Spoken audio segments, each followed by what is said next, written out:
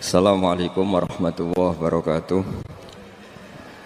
Bismillahirrahmanirrahim. Nahmaduka ya ghafuru ya syakuru. Masalli wa sallim barik ala sayyidina maulana Muhammadin wa ala alihi wa sahbihi asma'in. Nama ba'du. Bahwa jihad itu dari kata jahada yujahidu mujahadatan. Kalau masdar mujarrodnya jahida dan baca jahada jadu jahdan wa jihadan, itu maknanya serius menekuni sesuatu. Jadi tidak harus bentuknya perang. Tapi Islam juga jangan anti perang, karena andaikan Islam itu tidak punya konsep perang, itu juga kita bingung saat kita dijajah Belanda. Jadi sesuatu itu pasti akan ada momennya, ada pembenarnya. Disebut kalau dalam fikih muqtadul hal. Saya masih ingat beberapa cerita lesan. Dulu perang itu harusnya 7 November. Bung Tomo datang ke Mbah Hashim. Tapi kata Mbah Hashim jangan, kata Kiai bagian nyeblokno pesawat urung teko. Walhasil nunggu Ki Abbas dari Buntet Pak Kapolres itu doanya spesial untuk menjatuhkan apa? Pesawat.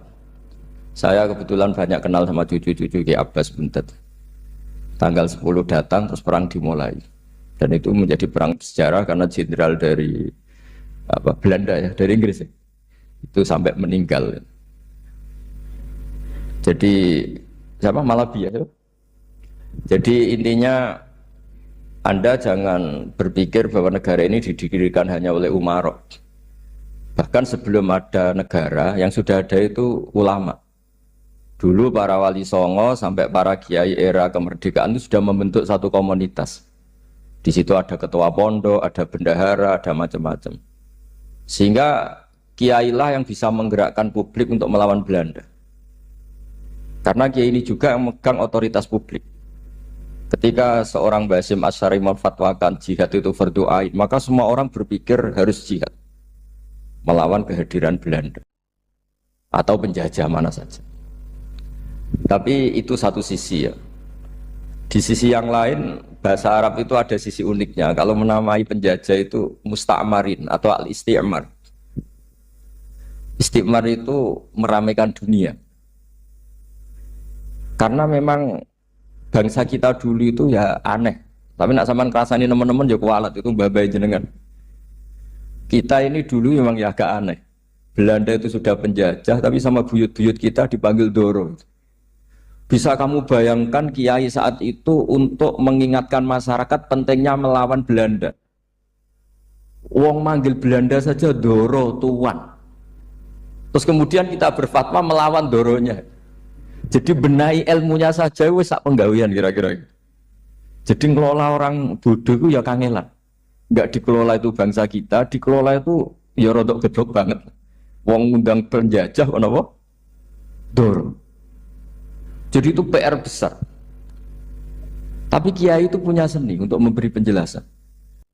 Makanya di antara kelebihan ulama itu pasti warasatul anbiya itu di fatona ada unsur kecerdasan. Cerdas itu seni mengelola pikiran manusia, itu namanya cerdas. Makanya saya berkali-kali kalau ngaji harusnya orang itu semuanya itu pengagum ilmu, jangan pengagum fakta, tapi pengagum ilmu.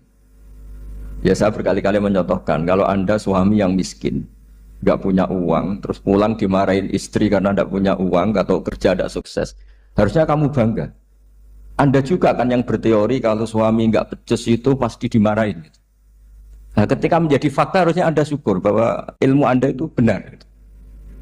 Jadi pas istri marah, alhamdulillah ternyata teori saya ini benar. Ini lucu kan, teori Anda mengatakan demikian, tapi pas menjadi fakta Anda tidak siap. Nah, begitu juga menyangkut penjajah. Belanda itu sudah maju, Eropa sudah maju, Indonesia. Di mana-mana terbelakang itu menjadi objek penjajahan. Di mana-mana yang terpelajar itu posisi menjajah. Sehingga ulama berpikir bahwa awal dari kemerdekaan adalah mengertikan yang tidak ngerti. Karena teori penjajahan pasti gitu, yang tahu menjajah yang tidak tahu, yang sudah modern menjajah yang belum modern dan seterusnya. Makanya awwalu hadzal din itu al-ilmu. Makanya nomor satu itu ilmu, pengetahuan. Di sini pentingnya sampai Islam mewajibkan thalabul ilmi fardhatun ala kulli muslimin. Karena tadi bisa kamu bayangkan 350 tahun dijajah Belanda, kita manggil mereka itu Doro atau Tuan. Kayak apa? Susahnya menggerakkan masyarakat yang cara pandang masih demikian. Lah kiai-kiai pada berontak dibikinkan masjid di alun-alun, diberi otoritas beragama sehingga dikira Belanda ini baik. Padahal ini dulu ya niatnya meninabobokan biar tidak ada pemberontakan. Walhasil singkat cerita kiai-kiai yang sudah di Mekah termasuk Mbah Hashim, beliau ketemu Muhammad Iqbal, ketemu beberapa ulama dunia, tahu bahayanya mustakmarin tadi. Terus akhirnya kiai-kiai kumpul-kumpul fatwa resolusi nopo? Jadi ini mukaddimah sebagai pembenaran, sebagai setuju saya sama Kiai Haji Ulil Albab bahwa nomor satu itu jihad. Tapi jihad tadi pemaknanya harus utuh. Kalau kondisi perang ya perang, kalau kondisi stabil ya jihad untuk memajukan apa? Indonesia. Dan itu saya ulang lagi dimulai dari ilmu. Sebelum saya ngaji Minhajul Thalibin saya cerita ilmu itu apa? Ilmu itu sederhana, sesuatu yang mudah. Karena ilmu itu fitratallahi allati fataran nasa apa? Misalnya begini, saya orang miskin, nggak punya apa-apa. Sudah nggak punya apa-apa, nggak punya jabatan, terus keluarga yang nggak pati loyal, mungkin istri ada ngidolakan kita, bahkan anak kita sendiri juga nggak ngidolakan kita. Itu kan sial-sialnya orang, anak kita aja nggak pernah ngidolakan kita. Tapi untuk bahagia itu sebenarnya sederhana. Sederhananya begini, orang pinter itu ingin mempertahankan kehidupannya, pinter sampai berobat habis banyak ke Belanda, ke Jepang supaya mempertahankan nyawanya. Si miskin ini kalau dia setiap makan, ya Allah, saya dengan makan ini mempertahankan nyawa saya. Sehingga makan itu satu kajian ilmiah bahwa ini luar biasa. Bahwa orang punya Alphard, punya uang 1 miliar, itu tidak mempertahankan sesuatu yang pokok, yaitu nyawa. Orang tidak punya Alphard itu hidup, nggak punya uang 1 miliar hidup. Tapi kalau nggak punya nasi 1 piring, nggak punya air 1 gelas bisa mati. Artinya apa? Orang miskin itu yusyarikul aghniya, sama dengan orang-orang kaya dalam hal kepemilikan hal-hal yang pokok. Tapi kadang-kadang orang miskin itu ya nyon sewu agak belagu, sudah miskin ingin punya Alphard, sudah miskin ingin punya uang, ya dia tersiksa. Harusnya cara berpikir nggak punya Alphard tuh masih hidup, nggak punya uang 1 miliar masih hidup. Yang punya Alphard hidupnya juga pakai nasi 1 piring, yang punya uang 1 miliar juga pakai nasi. Ya kalau itu kan sama, saya punya. Kalau gitu kan bisa miskin rasa kaya. Itu memang harus dilatih. Nah, kalau orang kaya kan rumahnya banyak di mana-mana. Memangnya kalau rumahnya banyak di mana-mana terus tidur di sini 1 jam, di rumah itu 1 jam, malah nggak bisa tidur kan? Tetap aja yang dipakai 1 kamar. Itu gunanya apa punya rumah banyak? Setidaknya zaman miskin itu dia berpikir gunanya apa punya rumah banyak untuk dipakai ya hanya 1. Meskipun suatu saat kalau dia kaya juga berpikirnya agak rubah. Ya penting punya rumah banyak biar kemana-mana punya rumah, nggak apa-apa. Tapi sementara masih miskin jangan berpikir seperti itu. Lah yang menjadi miskin kacau kan sudah miskin berpikirnya gaya orang kaya. Lah itu kecelakaan. Lah itu ilmu, maksud saya itu ilmu. Sehingga dulu Nabi ngajari orang miskin itu sederhana. Ketemu orang miskin sama Nabi diajarkan.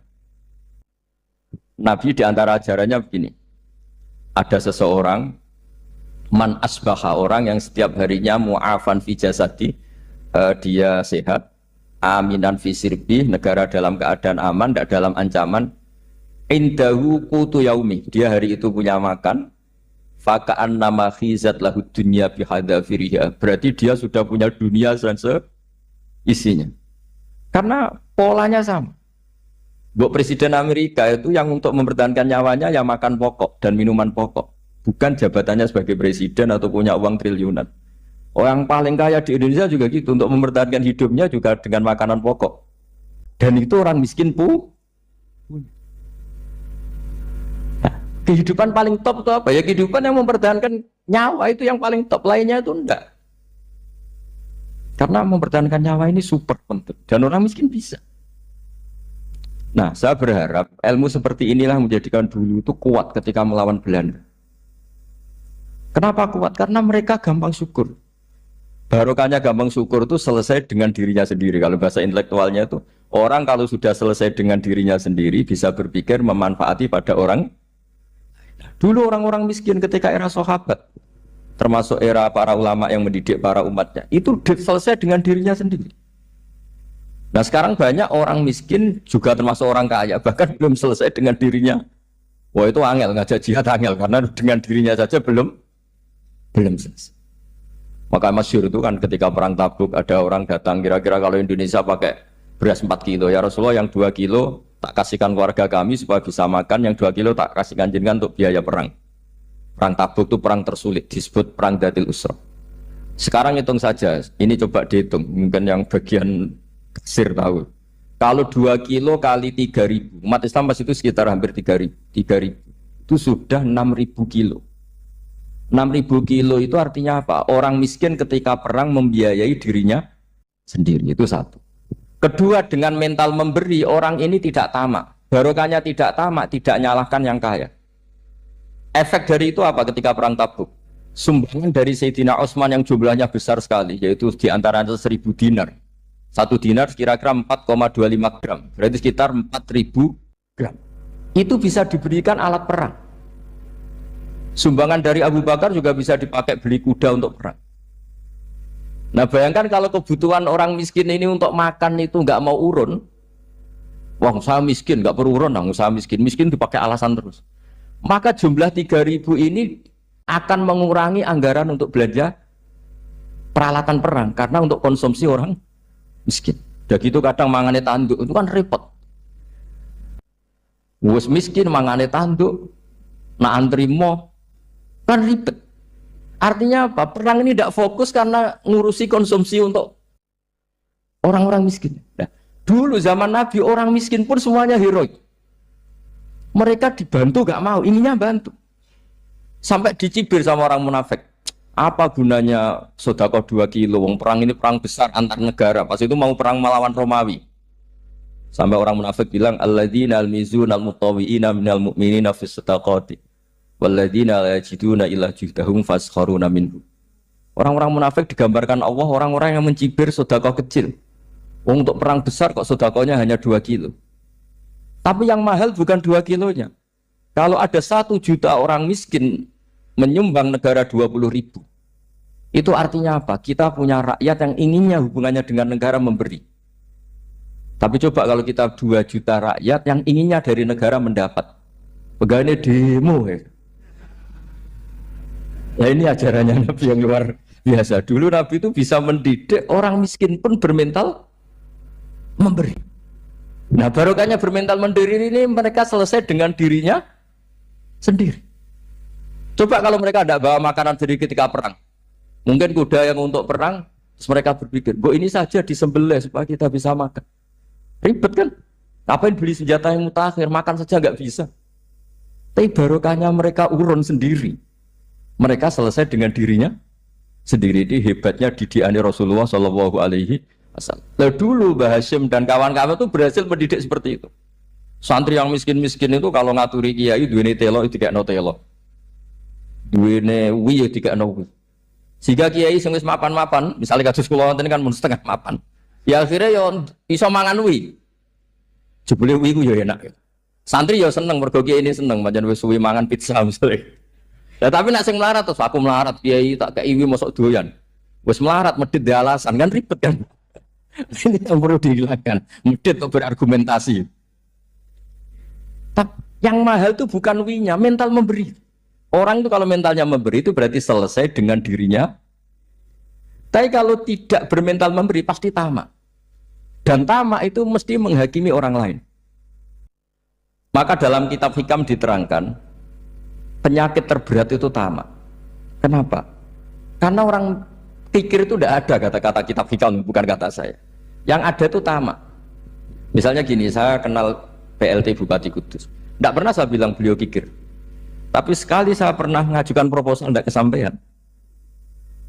Beliau medit. Jadi saya menvonis medit itu sebetulnya ya karena punya keinginan tidak kesampaian. Coba kalau tidak, medit itu orang serap penting. Misalnya anak-anak muda sama orang-orang cantik di Jakarta, pernah nggak kamu bilang itu sombong? Enggak kan? Setelah kamu bilang, Mbak aku ingin kenalan Mbak sampeyan, terus dia agak mau, baru kamu bilang sombong karena keinginan kamu udah. Nah, bayangkan kalau orang bermental tomak kayak apa bangsa ini?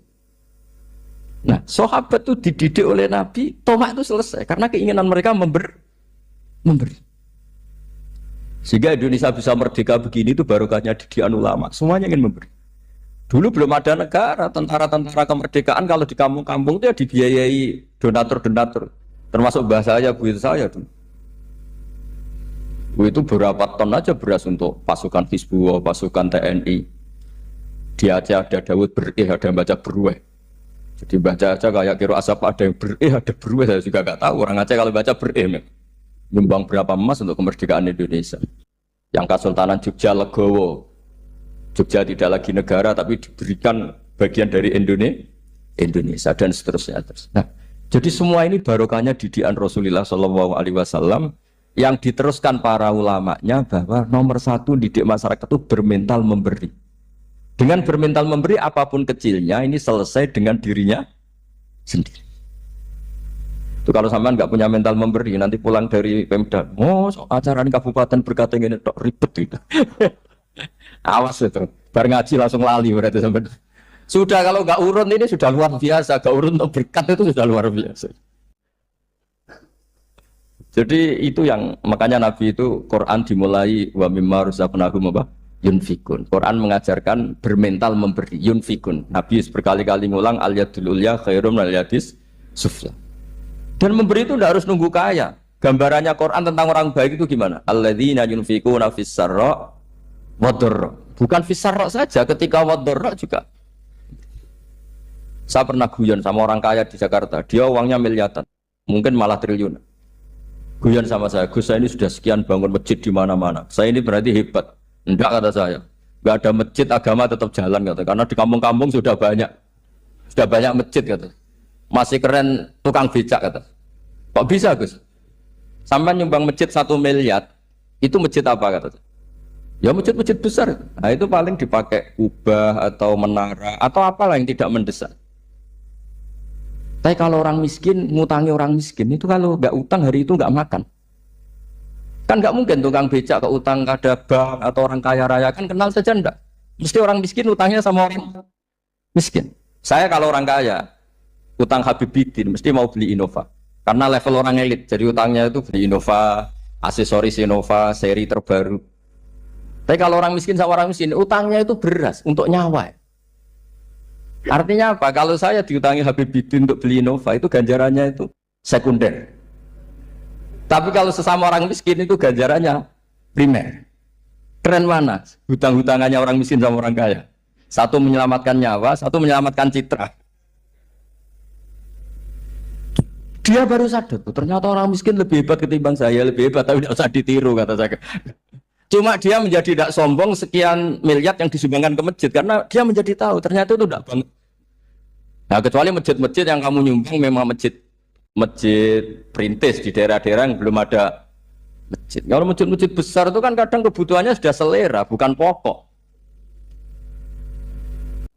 Nah saya ini cerita ya, jadi supaya orang tahu lah. Zaman Nabi itu orang sudah selesai semua dengan dirinya sendiri. Jadi maksud saya Islam nggak apa-apa tanpa masjid itu masjid yang sudah sifatnya selera. Indonesia kan masjid sudah sifatnya selera semua. Yang dikatakan masjid pokok kan yang dipakai sholat bisa, dipakai alat sesuci bisa. Tapi kalau sudah selera ya pondasinya harus begini, lampunya harus dari kristal, terus kubahnya itu sudah selera. Nah rata-rata sumbangan yang miliatan itu kan sudah ke selera. Sementara orang miskin utang-utangan sama orang miskin untuk menyelamatkan apa coba? Nyawa. Artinya para orang miskin jangan kecil hati, wah saya sedekah hanya 2 kilo, tapi 2 kilo nyawa. Dan itu pahalanya luar. Nah ini ilmu asal saja. Nah kiai itu berhasil seperti itu sehingga orang-orang miskin dulu tuh ngrumat tentara itu ya nganggo wi, nganggo telo, bahkan ada yang pakai apa itu Pak Hartopo itu pisang itu, arasnya pisang itu. Gronggolnya pisang sudah dipakai saja Pak tentara. Tentara di mana-mana bisa makan. Coba kalau yang ngamal yang kaya itu tidak cukup. Tapi barokahnya yang miskin juga ikut ngamal itu cukup karena yang miskin itu mayoritas. Jadi didukung kaum miskin pasti menang lah kan kira-kira gitu. Karena di mana-mana orang miskin itu banyak. Menemukan orang kaya itu nyari data. Kalau menemukan orang miskin seketemunya pasti ketemu. Dan orang miskin ini dididik ulama untuk berkontribusi. Sehingga banyak tentara yang ketika dicari Belanda pura-pura jadi petani. Ini juga yang menyelamatkan orang miskin. Nah, ulama dulu tuh orang paling sukses mensuasanakan seperti itu. Nah, itu yang diceritakan di perang Tabuk, mimpa di maka tayazihu qulubu fariqin min. Jadi perang Tabuk tuh perang di antara yang paling diceritakan Allah berkali-kali apa? Ya Rasulullah, tadi malam saya memburu dan ini dapat 2 sok, ya kira-kira berapa kilo lah. Yang separuh untuk keluarga kami, yang separuh saya sumbangkan ke jenengan. Lu coba perang antar negara hanya menyumbang 2 kilo beras, bayangkan. Tapi nilainya bukan 2 kilo. Kalau 2 juta rakyat Indonesia nyumbang 2 beras, artinya hubungannya dengan negara hubungan ingin memberi. Dan barokahnya hubungan ingin memberi. Ora pati kecangkeman toma, ora pati kakean menuntut. Ini yang mahal itu yang gak ternilai itu. Dan itu menjadi kekuatan yang luar biasa sehingga umat Islam bisa mengalahkan pasukan Romawi. Nah, Indonesia dulu kira-kira seperti itu prakemer. Bismillahirrahmanirrahim. Wasani asyara assalam. Ya, kita tahu secara i'rab kalau sani pakai i'rab isim mangkus, tapi untuk asyara tetap mabni nasab, mabni fathah maksudnya. Jadi semua ulama ngendikan adat mulai ahada asyara sampai tis'ata asyara tetap berstatus mabni apa? Fathah. Sehingga di Quran inni ra'aitu ahada asyara kaukaba. Terus di surat Mudassir alaiha tis'ata asyar. Padahal itu jadi mubtada muakhir. Berarti alaiha itu tetap ngatasin rokok tis'ata asyara utawi 19. Tetap bacanya bukan tis'atu asyarin tapi tis'ata asyara. Jadi kita tahu secara hukum nahwu adat mulai ahada asyara sampai tis'ata asyara itu mabni apa? Fathah. Cuma khusus sani asyar yang saninya ini berstatus mangkus karena ada yaknya itu. Wathani asyar assalam wa aqalluhu assalamu alaikum wal asoh jawazu salamun alaikum. Qultu al asoh al mansus la yujzi'u. Jadi ulama itu ya lucu. Yang satu bilang al asoh boleh salamun alaikum tanpa al. Tapi kata Imam Nawawi al asoh harus assalamualaikum, sama-sama diklaim sebagai kaul paling apa? Asoh. Karena seperti kita tahu dalam bab fikih perkhilafan ulama itu rahmat. Ya, saya ulang lagi, perkhilafan ulama itu rahmat. Contohnya ya ini, saya ulang lagi ya. Nomor 11 itu. Wasani asyar iku assalamu. Ya, terus di sini disebut wa aqalluhu iku assalamu alaikum, pakai al, assalamu alaikum. Wal asohu te kaul sing asoh iku jawazu salamun alaikum olahe nglafatno mu salamun alaikum. Terus kultu dawe Imam Nawawi al asoh al mansus la yujzi'u wallahu a'lam. Jadi menurut Imam Rafi'i boleh salamun alaikum, tidak pakai apa? Al. Itu juga diklaim sebagai al asoh. Tapi menurut Imam Nawawi yang al-asoh harus assalamu alaikum, tidak boleh salamun alaikum. Terus wallahu a'lam wa annahu la tajibu niyatul khuruji. Jadi ketika Anda salam tidak harus niat keluar dari apa? Salat. Dengan kamu salam berarti otomatis keluar dari apa? Salat. Nah, ini menjadi problem menurut pemikiran banyak ulama karena ketika masuk sholat harus niat masuk sholat. Karena ketika kita takbir kan bisa takbir demo, ya kan? Kan macam-macam kan? Makanya untuk membedakan itu kan niat. Memang ini kata ulama bukan kata saya. Sekedar melafadzkan takbir ini kan demo ya takbir. Kamu kagum sesuatu juga takbir. Orang Indonesia itu kadang orang nggak sholat pun bilang subhanallah, memang sudah jadi bahasa nasional. Kalau kaget tuh bilang. Karena saya punya kenalan Cina itu kalau punya uang ya mohon alhamdulillah.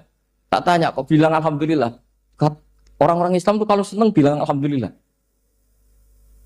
Yang ribet itu kubu sebelah. Kalau orang NU mau layasol itu mana tanya, Gus itu doa orang makan. Kok bisa? Biasanya orang NU kalau makanan sudah keluar mau layasol ribet. Aduh repot itu.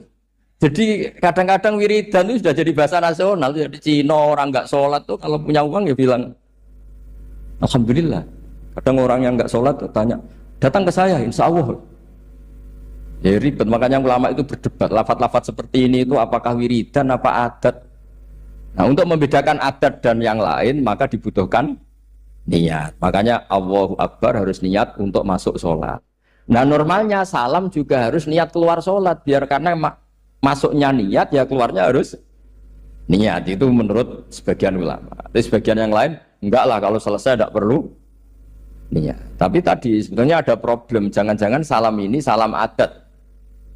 Kebetulan ada temannya masuk terus bilang assalamualaikum, nanti temannya jawab waalaikumsalam. Itu ada kisah nyata. Ini memang naif betul ini. Ada orang alim sholat. Nah, ketika ada yang mau lewat itu kan dihadangi begini ya.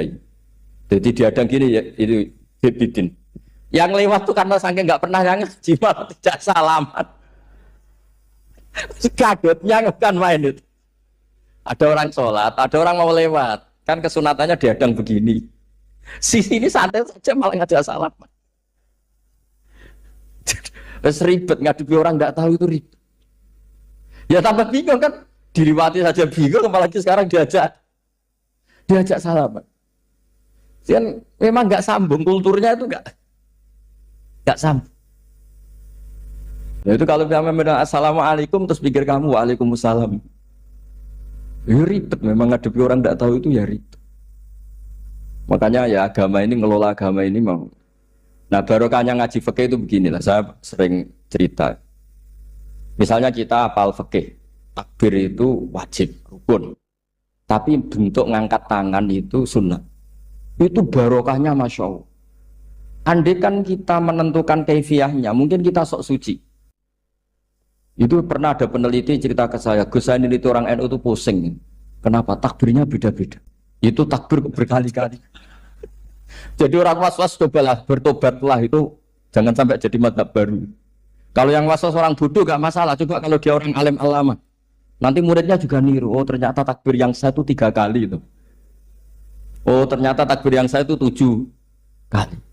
Itu kalau dia jadi imam, kalau dia jadi makmum nyampai ini pinggirnya. Sampai pinggirnya takut karena bulan baleni. Ada yang kayak orang nggak punya uang, Allahu Akbar tangannya diangkat separuh saja enggak.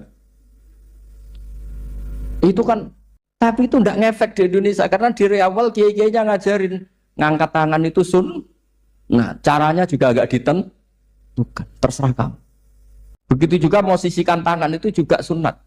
Sehingga kalau sampai ke Turki atau kemana-mana itu ada yang kayak orang baris, ya kan? Habis takbir ya sudah. Ada yang sendakapnya beda-beda. Ada yang nutupi iga yang hilang katanya, sampai begini. Ada yang santai begini. Oh, semuanya nggak jelas. Sehingga itu kalau di militer ini ada Pak Dadim itu juga bingung ini nggak protap ini kan. Tapi kalau di fikih itu memang kalau sekali nggak diwajibkan terserah masing-masing. Ada yang kayak orang baris, ada yang sendakap begini katanya apa nutupi iganya yang hilang. Wadah yang sambil rasa-rasa macam-macam. Tapi barokahnya ilmu fikih itu diputuskan memang dari awal tidak wajib. Yang wajib itu takbirnya. Maka duduk juga begitu. Meskipun kita sepakat duduk tahiyat ula, namanya iftiros, duduk tahiyat akhir namanya tawarruk, itu harus kita vonis, kita hukumi sunnah. Cara seperti itu sunnah. Wa ayyuqu'udin qa'ada sohat sholatu, seperti kemarin di Minhajul Thalibin. Dengan duduk gaya apa saja, sholatnya tetap. Sehingga kalau kita di Arab, misalnya pas haji, orang Arab itu memang ya agak kacau. Orang Indonesia itu kalau sholat duduk, itu kan memang benar-benar sakit. Sakit sudah agak mau mati itu benar-benar sholat baru duduk. Orang Arab itu enggak. Sholat duduk pakai kursi. Sof itu enggak ada orangnya, ada kosong. Itu jalan kaki, kursinya di bawah. Wong bawa kursi kuat kok sholat duduk. Kalau orang Jawa kan, saya juga iskal, orangnya lalu bawa kursi kuat pindah-pindah tapi kok sholatnya. Kalau orang Jawa agak kebayang, kalau sholat duduk emang bener-bener sakit. Terus saya pernah ditanya lagi sama orang, Gus di Mekah itu kok banyak orang bawa HP, terus kalau ditelepon diangkat soli, itu mazhab apa? Mazhab geblek. Tapi ini kan orang Arab, kan seakan-akan terus mewakili internasional kan, karena pusat banyak tuh. Ditelepon digoleki teleponnya wong saya wakeh golek ini tok wis kangelan ya. Warang ketemu soli pateni. Nah, kita kan diajarin di kiai Indonesia kalau itu membatalkan apa? Jadi ribet. Nah, barokahnya kitab-kitab seperti ini meskipun kita di Indonesia itu mengikuti panduan yang diarahkan atau yang dibakukan oleh ulama-ulama. Nah Indonesia itu makanya berkah. Saya sering ketemu ulama Mekah itu kalau muji haji Indonesia luar biasa. Bukan sekedar sopannya. Memang cara hajinya itu nyari kaul yang disepakati itu sah. Karena memang dilatih KBIH, dilatih Kemenak, masih dilatih kiai setempat. Meskipun niatnya ya kadang tidak baik. Saya pernah tak tanya, kenapa kamu latihan haji sebegitu? Kalau sholat kok enggak? Sholat gak sah, gak apa-apa, Gus gak bayar, kita haji. Oh, ternyata dia itu sholat bedino atau kursus baik kulon. Bareng apa kaji oleh takut terang, tak takut sholat kira tahu takut nak kaji kok takut. Nak sholat rasa gak iman, Gus gak bayar, kita haji. Cuma sebenarnya kurang ajar kata saya. Jadi ternyata sekarang terkuak. Kenapa orang-orang awam tuh kalau kaji kok semangat belajar? Semangatnya sama dengan sholat apa di bawah haji jauh sholat itu? Berpuluh-puluh tahun sholat tuh dengan gaya yang nggak ada perkembangan. Tapi haji pisan langsung keren. Ternyata karena bayar ya. Apa perlu ditiru? Sholat harus bayar supaya ini ya itu alasannya itu. Haji rasa berat Gus, apa? Bayar Gus. Nak sholat rasa kok nggak bayar wae maksudnya. Padahal kalau kita ngikuti as-sholat imaduddin, sholat dengan haji itu afdal mana? Afdal sholat, harusnya lebih serius belajar sholat ketimbang belajar haji. Tapi setahu saya nggak ada kan KBIS gitu. Kelompok bimbingan ibadah sholat. Jadi ini kritikan saya, semoga didengar ya. Cobalah. Padahal riyen Raden Asnawi dikarang pesolatan. Supaya orang tuh sholatnya benar, ya sholatnya benar. Ya jadi ngaji fikih seperti ini setidaknya Anda menjadi tidak mudah mengadili orang lain. Bahwa sholat itu yang takbir tok yang wajib. Misalnya baca ya Fatihah tok, sehingga kalau ada imam lupa baca surat ya gak apa-apa, memang dari tidak wajib. Jadi pemilahan wajib dan tidak ini penting supaya tidak menghakimi pada yang lain. Jangan sampai perilaku kesolehan itu menjadi bentuk yang mengadili, nggak boleh. Itu Pak Kapolres. Kalau di ilmu fikih itu ada ulama penjaga ilmu itu ekstrim-ekstrim. Dulu ada sahabatnya Nabi namanya Jabir bin Abdillah. Ini ada di kitab Bukhari, di kitab Sholat. Ya maksudnya al-ilmu tentang sholat. Itu semua yang di masjid itu sudah pakai jubah, kayak gamis. Kalau orang Indonesia mungkin ya pakai hem, pakai baju batik, pakai. Itu dia datang malah gamisnya dicopot. Gamisnya dicopot, imamannya dicopot, terus tinggal pakai satu sarung. Terus dicancang di sini, akidan benatorofaihi ala atik. Ini kayak cerita-cerita di perang pahlawan itu. Hanya dengan pakai sarung satu dikalungkan.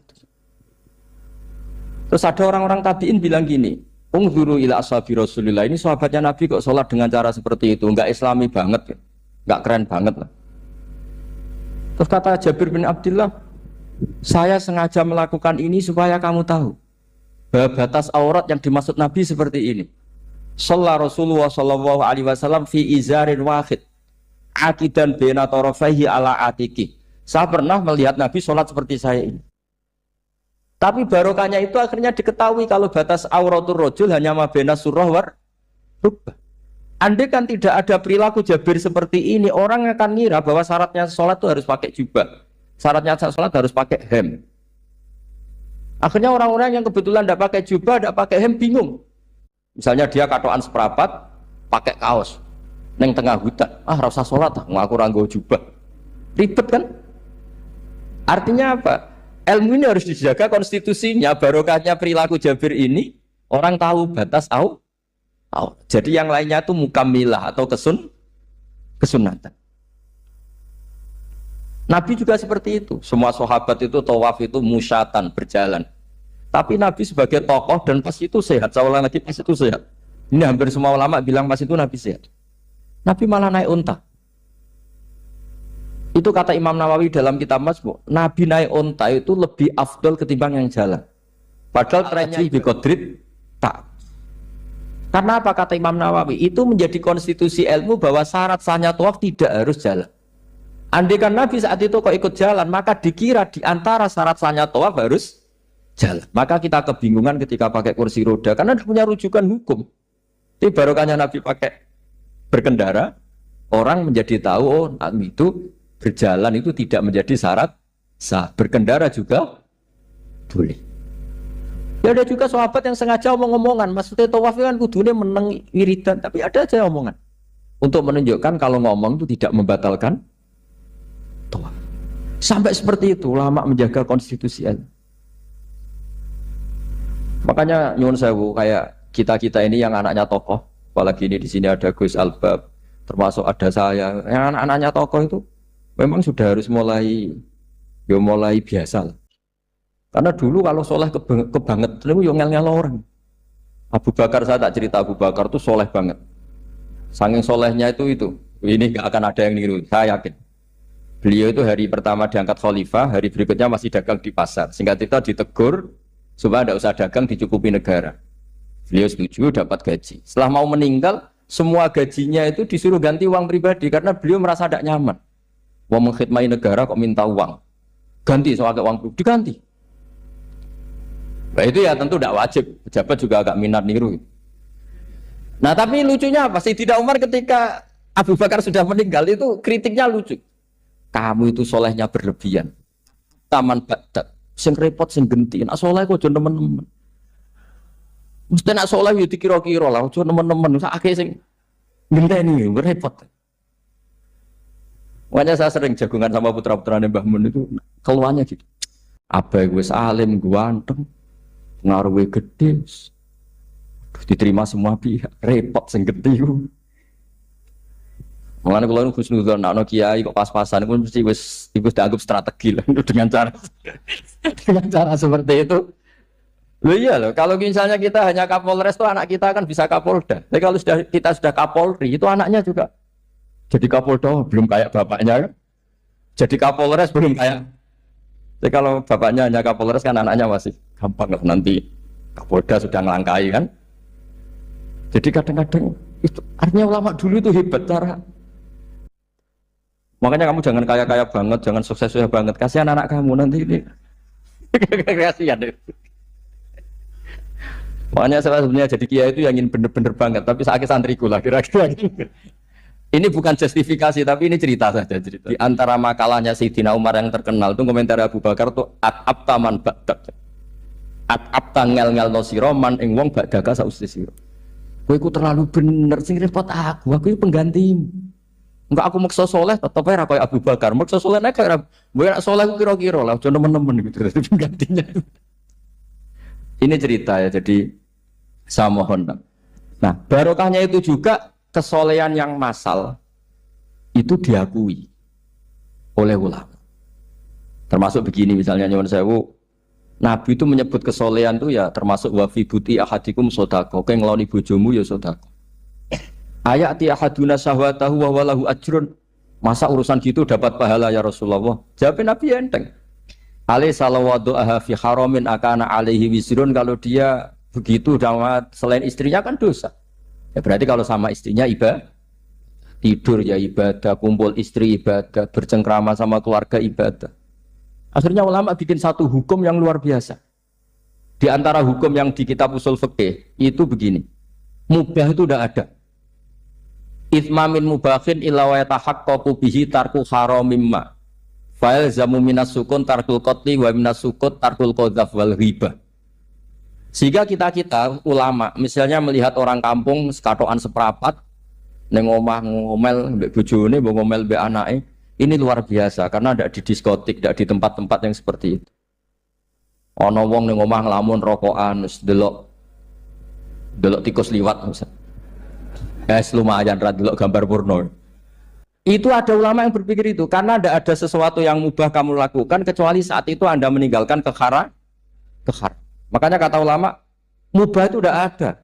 Karena saat melakukan mubah, artinya Anda tarkul haram. Wa tarkul haram wajib. Berarti fal mubah wajib. Sehingga ulama misalnya sampean turu mulai barisan nanti subuh. Hada taroka zina, wa taroka sarikoh, wa taroka kada wa kada. Semoga malaikat pakai usul fikih itu.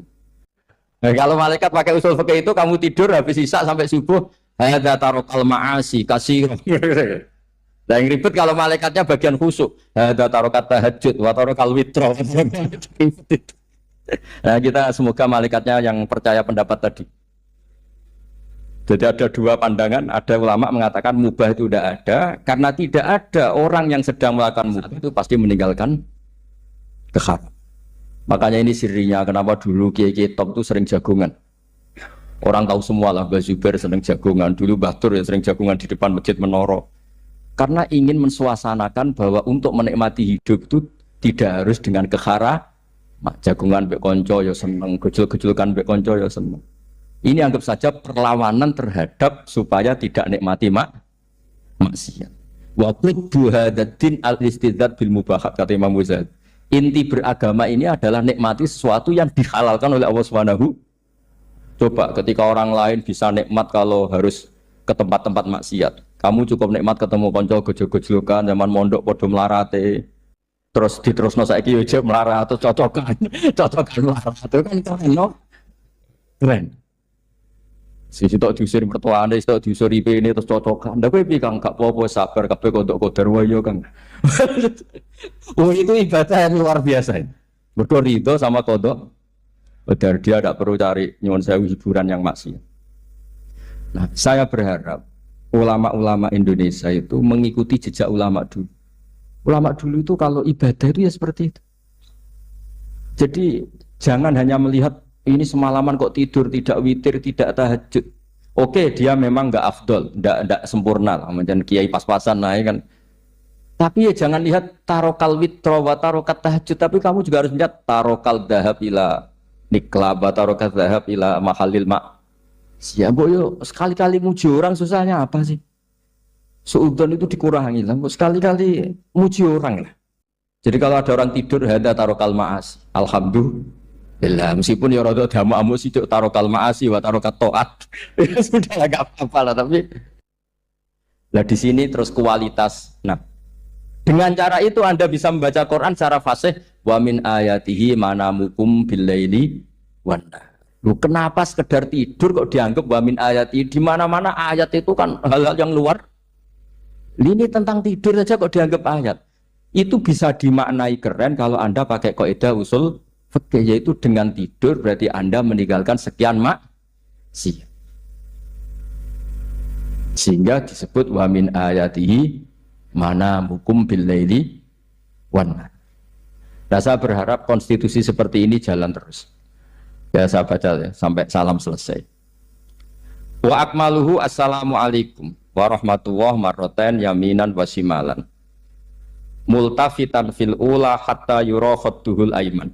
Tapi itu hanya akmal ya, jadi ukuran paling sempurna kalau salam itu melengak ke kanan sampai dengan pengandaian ini bisa dilihat dari belakang. Tapi tetap saja itu ukuran apa?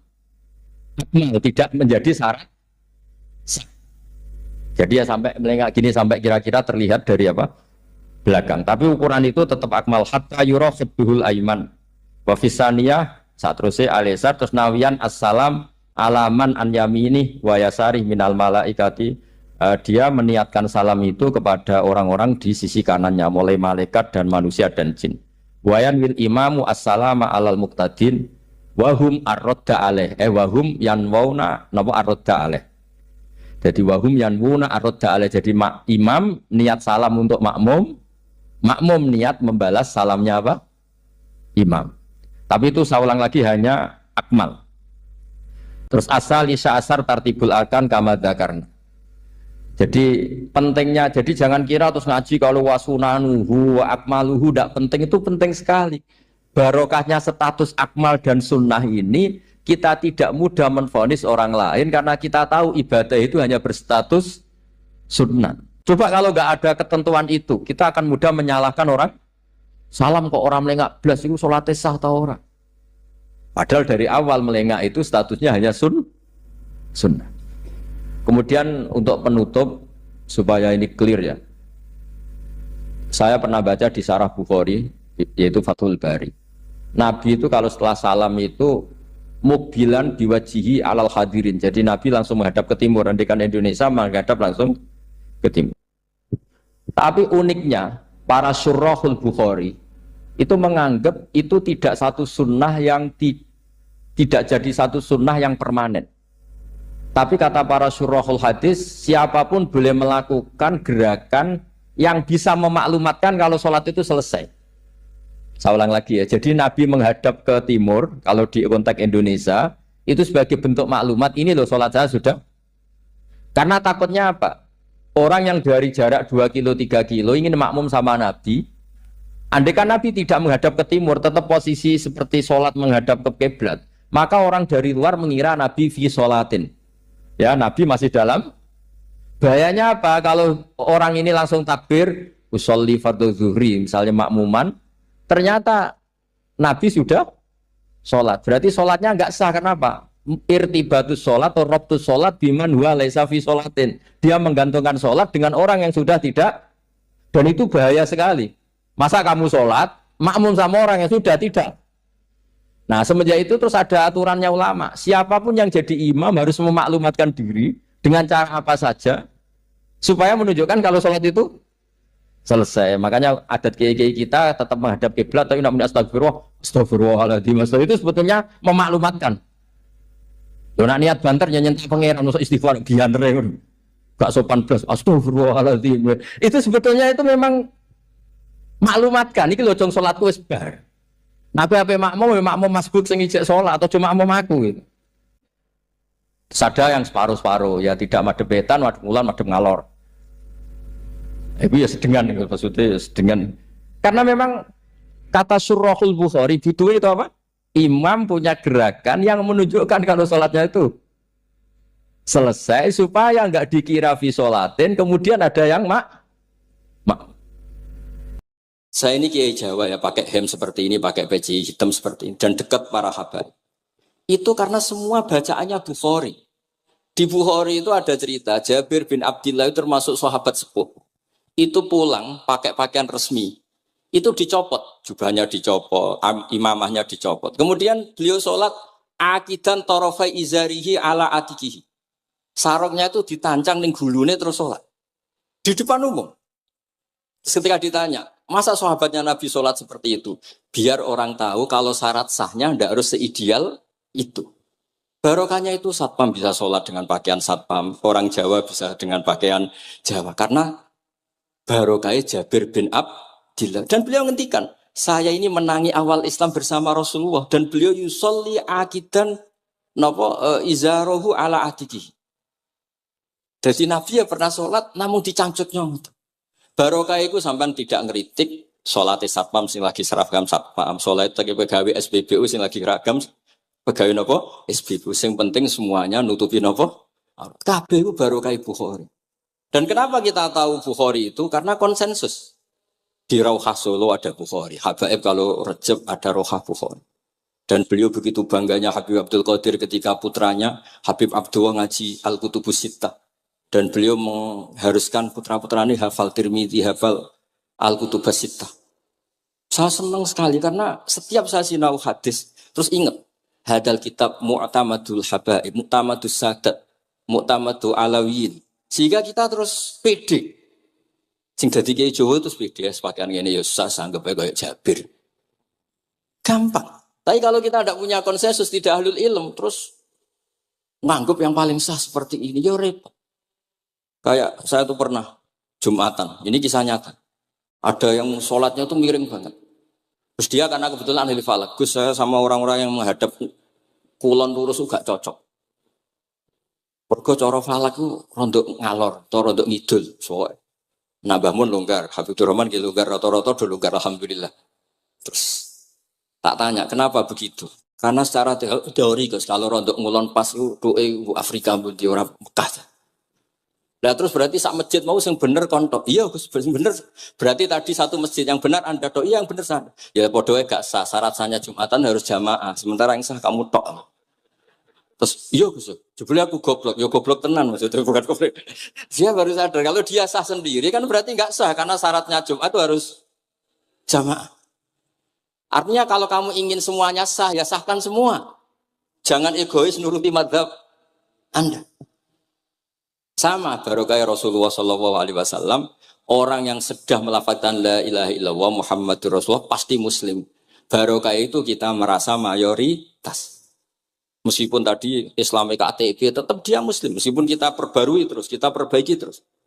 Karena barokah dihukumi muslim, kita merasa mayoritas. Dan kalau mayoritas itu keinginan Rasulullah Shallallahu Alaihi Wasallam. Karena Nabi berharap saya tidak diberi mukjizat tongkat kayak Nabi Musa.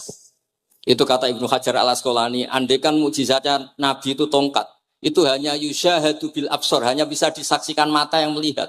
Itu pun disaksikan orang di eranya yang menyaksikan mukjizatnya Nabi Musa. Kalau mukjizatul Quran itu dijaga oleh Rasulullah ila yaumil qiyamah. Barokah Quran wong sing tau nakal, tau apa iso tobat karena Allah selalu ngendikan wa anibu ila rabbikum ayo kembali ayo kembali. Barokah Quran sing sugih sedekah anfiku, sing melarat sedekah sabar. Sing hasud ngempet hasude tok ning mun ibadah. Sing tukang maksiat ngempet tok ra sida maksiat kuwi ibadah. Mulane dawuh Kanjeng Nabi wong sing kepengin maksiat, orang yang ingin maksiat kemudian tidak jadi maksiat itu wis ganjaran. Mulane sering mawon boten sida. Jadi barokah sampean kepengin maksiat, iku nak ra sida malah ganjaran. Makanya ada 7 wali di antara yang disebut Nabi itu wa rajulun da'athu imra'atun datu mansibin wa jamalin faqala ini akhafu. Tapi itu wali yang paling riskan gitu. Jadi di antara orang yang jadi wali itu lelaki diajak perempuan cantik, kemudian dia bilang ini akhafu. Itu tidak usah dicoba itu karena rawan kecelakaan. Tapi itu pun ya jadi wali. Makanya Abu Yazid Al-Bustami itu pernah merasa wali paling top. Kemudian dia ingin pesaing, kompetitor. Dan tanya, ya Allah yang kompetitor setingkat saya itu siapa? Dijawab sama Allah yang tidur itu. Kenapa itu kan tidur saat tahajud? Ya karena kalau orang bangun terjaga itu bertarung dengan nafsunya. Sidora, dangdut, topora, ribet. Nak turu wes. Berarti status orang tidur itu tarokal ma'asya kullah. Bukan sekedar tarokal ba'dal ma'asyi, tapi tarokal ma'asya kullah. Makanya Imam Ghazali ya punya ajar riwayat. Nanti di akhir zaman, afdalu ibadati umat itu an-naum. Lah ini kayak Jawa, ini cerita yang ringan-ringan saja. Tapi yang penting itu ilmu. Di sini saya sebut beberapa kitab yang disebut Habib Abdul Qadir Ar-Risalah, Al-Mustasfa. Al-Mustasfa itu usul fikih. Terus Al-Kutubus Sittah karuan.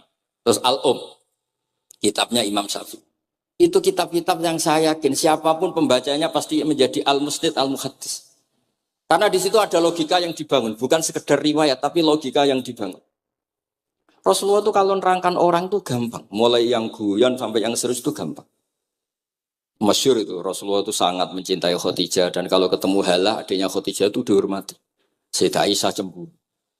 Itu ketika Sayyidah Aisyah cemburu aslinya menyebut Khadijah itu ajus, ya namanya orang cemburu. Ajus itu perempuan tua.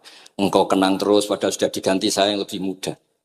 Gantian Sayyidah Fatimah yang mangkel karena ibunya dikomentarin apa? Ajus.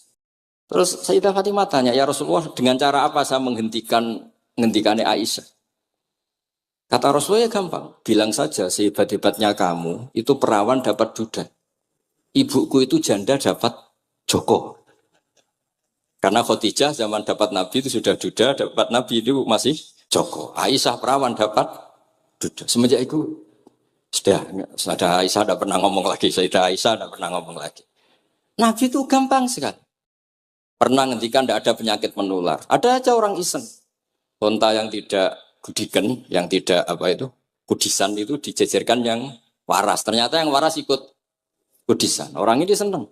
Ya Rasulullah teori yang tidak ada penyakit menular ternyata ini menular. Nabi enteng jawabannya. Faman a'dal awala. Lalu yang penyakitan pertama tertular siapa? Iya yang pertama itu asli ya. Maksudku sing asli. Jadi Nabi itu menyelesaikannya itu bil ilmi. Ya saya ulang lagi semuanya diselesaikan apa? Bil ilmi. Makanya saya senang sekali saya pondok Darul Hadis ketika ini Habib Soleh Al-Atos itu dulu termasuk tipe anak angkat sama Mbah Mun. Itu dekat sekali terus beliau supaya barokah dipondokkan di Darul Hadis zaman itu pengasuhnya sudah Habib Rahman, Habib Soleh Al-Idrus. Saya yang mewakili ketika Boyong yang mamitkan juga saya, ketika mondok di Sayyid Umar Hafid yang disuruh jadi surat sebagai bapaknya juga saya. Terus, alhamdulillah sekarang barokah jadi kiai top di Tegal. Ya, baru di Tegal dan sekitarnya tidak tahu saya juga. Yang jelas itu di Islam itu gampang. Kalau kamu terkenal niati syiar. Karena Islam itu butuh syiar. Kalau kamu tidak terkenal niati humul. Humul itu abadu minar riya. Jangan-jangan Anda lebih wali ketimbang saya karena tidak terkenal. Tapi bisa saja wali saya karena saya bisa menterkenalkan ilmunya Allah dan Rasul. Ya nanti diuji di akhirat siapa yang lebih wali. Tapi yang jelas Islam itu gampang itu. Orang bisa jadi wali lewat apa saja. Karena kebaikan yang ditawarkan Islam itu semua kebaikan. Sama tak cerita nih, orang sowan Rasulullah itu kan luar biasa. Kayak apa? Hebatnya orang melihat wajahnya Rasulullah, marro'a wajah kayak saat. Tapi ada orang namanya Uwais Al-Qarni. Itu tidak sowan Rasulullah. Karena ibunya tuh manjanya minta ampun, kemana-mana minta digendong. Semua tetangganya sudah sowan Rasulullah kecuali dia. Tapi dia tidak sowan Rasulullah berdasar roh yang ditanamkan Rasulullah, yaitu birrul walidain. Dan itu ya jadi wali. Makanya ketika Habib Soleh bilang jenengan diatur Habib Rahman, Habib saya tidak ketemu fisik, sudah ketemu roh. Al arwah junudun mujannad. Sehingga jenengan yang sowan ke sini langsung di saya, yang di rumah tapi mencintai Habib ya saya. Yang nggak berani ketemu juga saya, karena sampai sering ketemu nak suladab malah dosa. Atau rapati sering ketemu tapi husnul. Mulai dulu sahabat ya gitu. Ada yang sowan Nabi, ada yang nggak pernah sowan. Alasannya takut ganggu. Wali ada yang ditanya, kalau kamu di surga ingin melihat Allah apa enggak? Ada yang jawab tidak katanya. Kan aneh. Kenapa? Unazzihu dzalikal jamal an-nadhari misli. Saya ingin Allah itu tidak terkontaminasi karena dilihat saya. Karena wong potongan ini kan tahu delok dangdut macam-macam. Jadi sojo lah sebenarnya. Allah ku selamat sangka mata yang pernah digo macam-macam kira-kira gitu. Jadi wali itu yang macam-macam. Dan itu kalau ilm, saya yakin, ilm itu ada semua. Dan itu yang diceritakan Imam Bukhari radhiyallahu anhu yang juga mu'tamadul habaib. Sehingga konsensus ilmu ini penting sekali. Jadi saya baca ini khatam, saya ulang lagi khatam. Itu barokah sekali karena terus pilihan untuk menjadi muslim yang itu gampang sekali.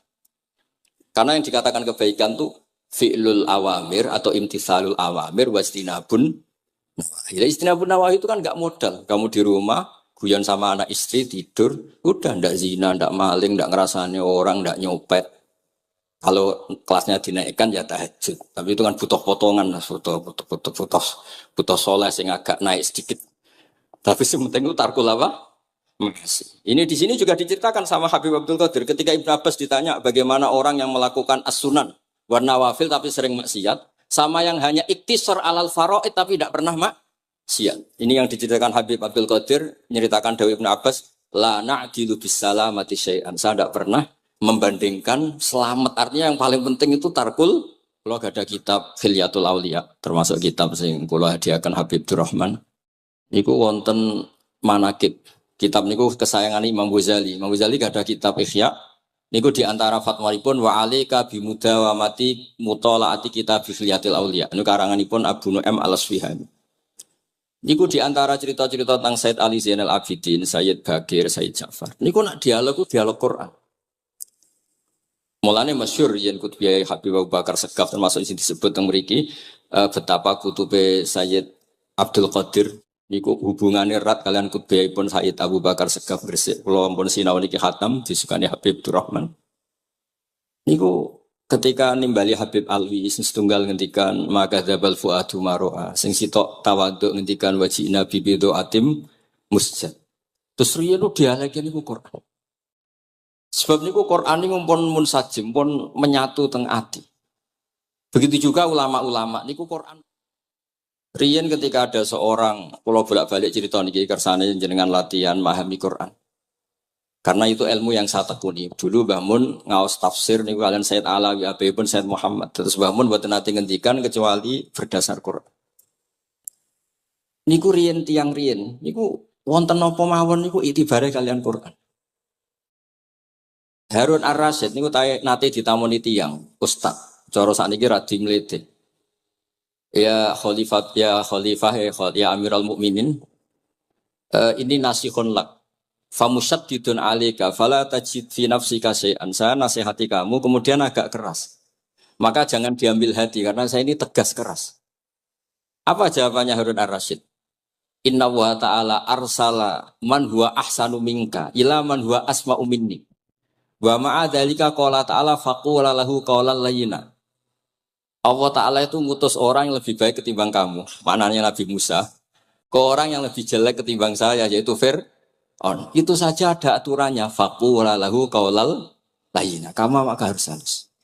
Makanya pas sekali tadi dawuhnya Habib Abdurrahman kita niku Wali Songo. Wali Songo itu membawa Islam itu ringan. Wong yang biasanya keimangan sesajen, jadi sik dikakno setan, saiki dikakno tangga. Wis pokoke terus dhisik dongane jampa-jampi sing menawa ana sing dihukumi syirik, saiki ditahlili. Dene tahlil kok iso diarani syirik ya terlalu la ilaha illallah kok syirik ku piye. Wong la ilaha illallah itu kalimat yang orang kafir saja menjadi muslim karena nglafatkan. Lah saiki gara-gara la ilaha illallah diwaca pitung dinane mayit wong dadi musyrik koyoke rada aneh. Teori itu mboten ketemu akal. Akhirnya dia gampang mawon, tidak merubah kultur yang ada tapi diubah. Napa? Diubah.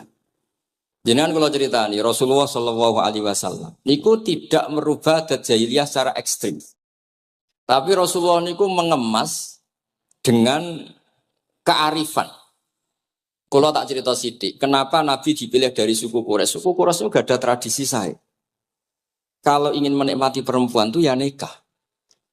Sehingga ketika Nabi dianggap aneh-aneh dakwah itu kata orang-orang Quraisy, Muhammad kalau kamu ingin aneh-aneh itu karena ingin nikah. Kamu seneng siapa? Zawasnaka. Zawasnaka. Kamu saya nikahkan.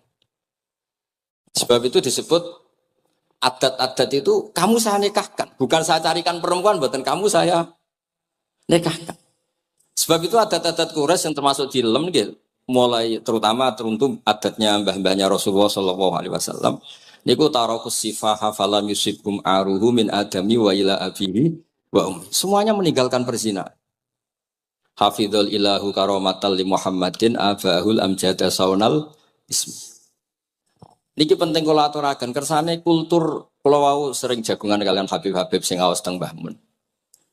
Wong Jawa nu mboten nate kawin ponakan, mboten nate kawin putrine. Niku nggih barokah Rasulullah sallallahu alaihi wasallam. Riyen kiai-kiai Jawa niku ngenalno mahram.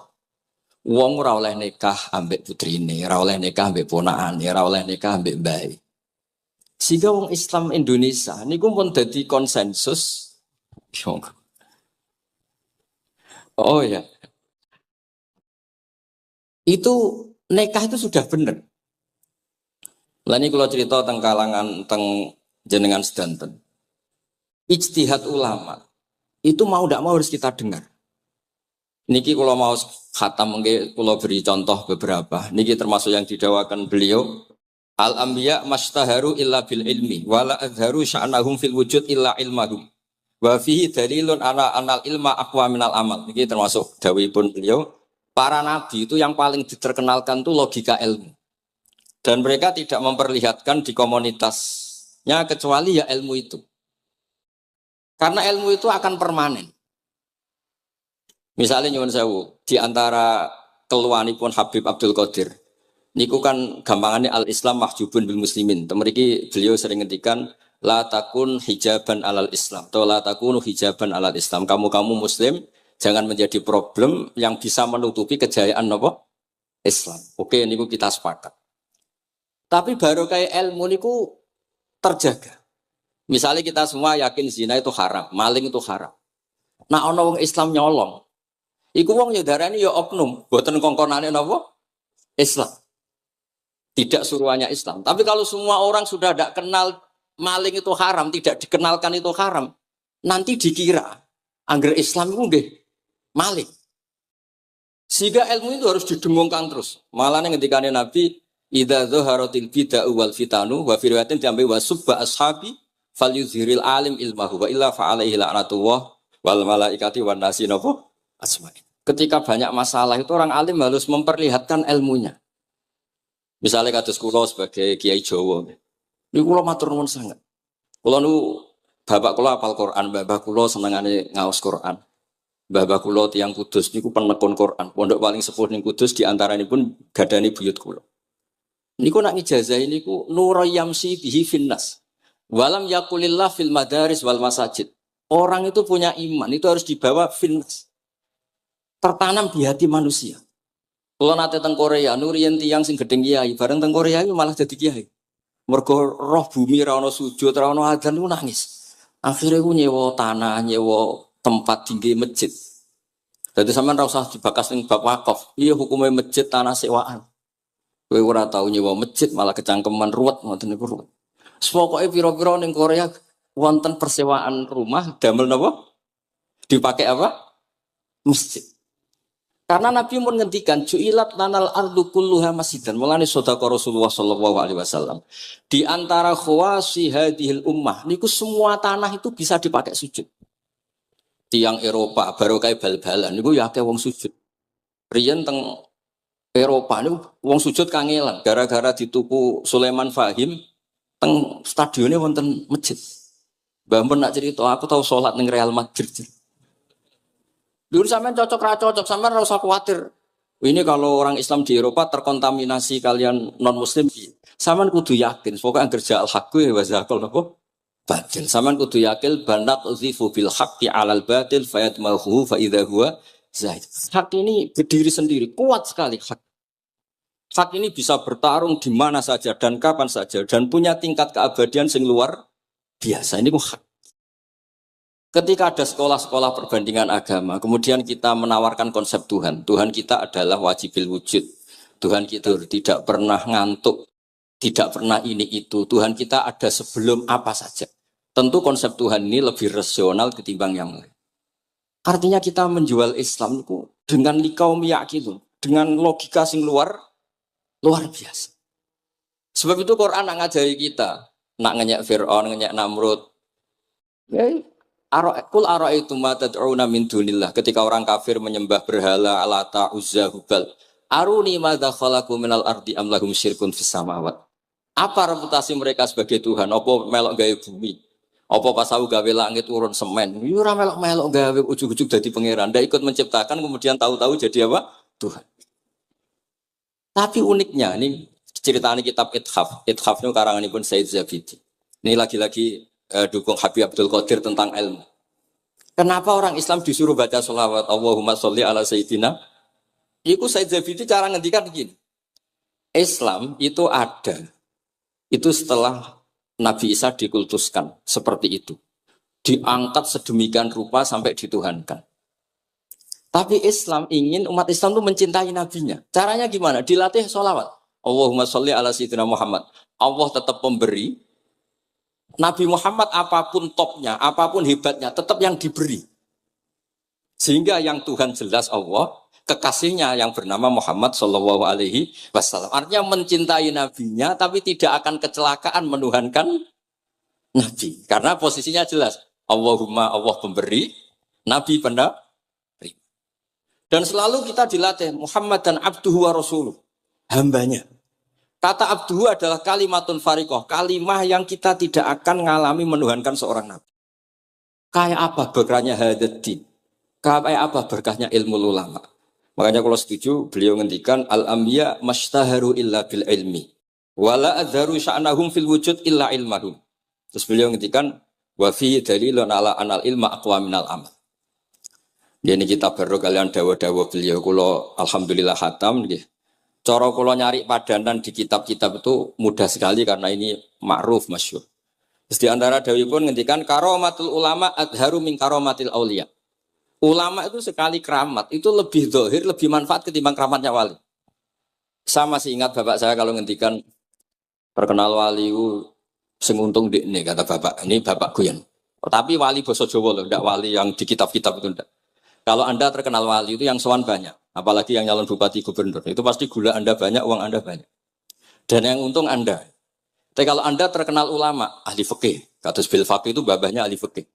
Sampai disebut Ustadz Al-Faqih Al-Muqaddam. Jadi beliau gak diundang Habib saking terkenal ahli fikih, disebut Al-Faqih Al-Muqaddam, saking ahlinya fikih. Kalau Anda terkenal alim fikih, oh saya kalau tanya khed sama siapa? Sama Bahak misalnya. Mau tanya halalnya penyembelian sama siapa? Sama orang alim itu. Mau haji tanya siapa? Sama orang alim itu. Sehingga yang untung itu Islam. Karena ada masailul fikih yang bisa diketahui lewat ulama. Tapi kalau Anda terkenal wali, dungam mandi, yang untung Anda. Entah untuk sowanan wae kira-kira gitu. Mboten iki cerita mawon, cerita maknane karomatul ulama adharu min karomatil ali. Maka saya senang sekali sama keluarga-keluarga yang ahlul ilm. Tadi beliau madah Habib dengan nama Habib Abdul Qadir Darul Hadis. Disebut Al-Musnid. Disebut musnid saja ingatan kita pasti sanadnya musalsal ila Rasulillah sallallahu alaihi wasallam. Saya akan cerita ilmu. Nggih, kalau terpaksa bahasa Indonesia nih karena Habib biasa bahasa Indonesia. Sebenarnya kalau senang bahasa Jawa, selain lebih sopan nggih, ben rontok-rontok ketara nak Jawa. Karena Islam porsi kula nu versi Jawa. Jadi porsi Jawa nu nggih boten Islam ideal tapi barokah rahmati Allah Subhanahu wa taala. Kula cerita sedikit. Kula niku jare wong akeh niku alim. Niku jare Mbah Mun dawuhe Mbah Mun ngeten. Pokoke wong Jawa mesti ana sing alim. Mergo Allah wis kadung ngendikan kafatal linnas. Islam kanggo wong akeh. Nek sing alim wong Arab tok berarti urung kafah. Ya kudu ana wong Jawa bareng. Mulane wong Sunda kantonnya iki kula niki ana wong Jawa, ana wong Sunda, ana wong Sumatera. Mergo Allah sudah memaklumatkan Islam nu kafatal linnas. Sebab niku kula badhe matur, imane para habaib, para sadat alawiyin, para hasaniyin sedanten. Niku sibghatullah memang didesain sempurna karena ada batatu Rasulillah, ada kitatu Rasulillah, ada jasad, ada gen Rasulullah sallallahu alaihi wasallam. Tapi imanul awam, imannya orang banyak, itu harus ditopang logika-logika awam dan itu bagus. Kalau bolak-balik cerita di mana-mana, Imam Amudi niku teng akhirat niku mbek pangeran kan mulang matematika. Karena dia itu berhasil menjadikan orang percaya tauhid itu mergo mulang matematika. Mbake cerita angka 2, 3 sampai 1 miliar sampai 1 triliun itu nisbatu kulli dzalika ilal wahid nisbatul far'i ilal asli. Terus malaikat itu udah protes. Karena Imam Amudi ini teng alam kasyafi dikan mulang malaikat. Mereka malaikat itu komplain. Saya ini dekat engkau ya Allah. Tahu surga, tahu neraka. Kenapa imanul makhluk? Imannya Amudi yang enggak tahu apa-apa kok sekuat imannya malaikat. Dan itu Allah Ta'ala yatabaha bihi malaikata. Atau kalau jumlahnya banyak yatabaha bihi malaikata. Allah membanggakan para umatnya Rasulullah SAW di depan para malaikatnya. Tapi apa yang dijelaskan Imam Amudi? Niku ditulis mawon. 1, 2, 3, 4, 1, 2, 1 miliar, 1, 2. Semuanya berapapun jumlahnya, semuanya itu cabang dari angka 1. Bo alam raya kayak apa rumitnya, kayak apa luasnya, kayak apa dasarnya, kabeh ku faktor minallahil wahidil qahhar. Disebut kul huwallahu ahad. Dan terus akhirnya imane wong Jawa iku wis pokoke gak mungkin angka gak dimulai dari angka napa? 1. Mulane Senawawi Banten niku masyhur karena beliau mufassir termasuk yang pertama. Nggih kula bilang termasuk yang pertama dawuh maknane Quran semuanya terangkum ning Fatihah, Fatihah terangkum ning bismillah, bismillah terangkum di titik. Titik niku maknane nuqtatil wujud. Nggih niku bi kana makana wa bi yakunu ma yakun. Semuanya dimulai dari titik wujud. Sebab niku kula bolak-balik matur niki bangga kula gadah guru Mbah Maimun Zubair, juga beliau sangat mencintai keluarga besar Habib Abdullah. Teng kitab Ihya kula niku Habib Rahman tesih wonten fotonipun Habib Abdullah kalian Said Muhammad di kitab Ihya saya zaman saya di Sarang. Niku Mbah Mun mulang Husnul Hamidiyah. Niki kangge tiyang Jawa, kangge kula jenengan sae gampil. Niku teng mriku diterangaken ki ngangge gambar malah. Kula bolak-balik matur niki supaya iman itu makulal makna. Niku wonten gambaripun Habib Fauzi digambar. Terus gambar iku mulai sing rapi, sing mboten rapi, kabeh iku dari 1 titik. Sampean gambar apa saja dimulai dari apa? 1 titik. Cek gambarnya sampean elek, cek apik tetap dimulai 1 titik. Jadi alam raya iki dimulai 1 nuqtatil wujud. Niku Allah Subhanahu wa taala. Terus alam ini kadung wujud. Lah kalau hadil alam wis kadung wujud, enggak mungkin khalaqahal adam. Karena logikanya enggak ketemu hadil maujudat khalaqahal adam. Ini semua yang wujud diciptakan oleh ketiadaan. Niku ngajak gendeng bareng. Faham ateis, faham yang mengatakan tidak ada Tuhan itu ngajak goblok bareng. Wong sesuatu yang tidak ada kemudian menjadi penyebab sesuatu yang ada. Sebab niku namine Jubair bin Mut'im. Niku sahabat sing riyen Islam niku mergi pireng Rasulullah maca surat Wat-Tur wa kitabim mastur. Bareng pas do ayat am khuliqu min ghairi syai'in. Mosok alam raya, makhluk semua ini kemudian diciptakan oleh sesuatu yang tidak ada. Itu langsung Islam. Karena logikanya mbak sadar. Mesti hadil maujudat ya khalaqahal maujud, mesti barang wujud diciptakan oleh yang wujud. Karena wujud ini pencipta, harus bersifat wajibil wujud. Dan karena pencipta harus bersifat qadim atau awal. Lah niki penting kula aturaken kersane jenengan ngaos Quran mergi sing didhawuhna Nabi taraktu fikum khalifaten. Niku Nabi ngendikan ahaduma asqalu minal akhar sing disebut Nabi kitab wa itrati. Walai yaftariko hatta yarida aliyal haq. Terus kula suwun para pecinta Habib Dua, Habib Abdul Qadir, Habib Abdul Rahman, semua keluarga Habib Ahmad semuanya keluarga zuriyah atau mantu atau muhibbin, tolong ilmu itu dijaga. Diomongkan terus, cocok tidak cocok diomongkan. Syekh Abdul Qadir Al-Jilani itu Sultanul Aulia. Beliau nggak pernah nggak tahajud, juga nggak pernah nggak duha. Tapi beliau cerita, Sayyidah Aisyah itu kalau ada orang duha terus diparani. Kamu jangan menyamakan sholat sunat dengan sholat fardu. Kalau kamu terlalu istiqomah nanti dikira fardu itu di sweeping.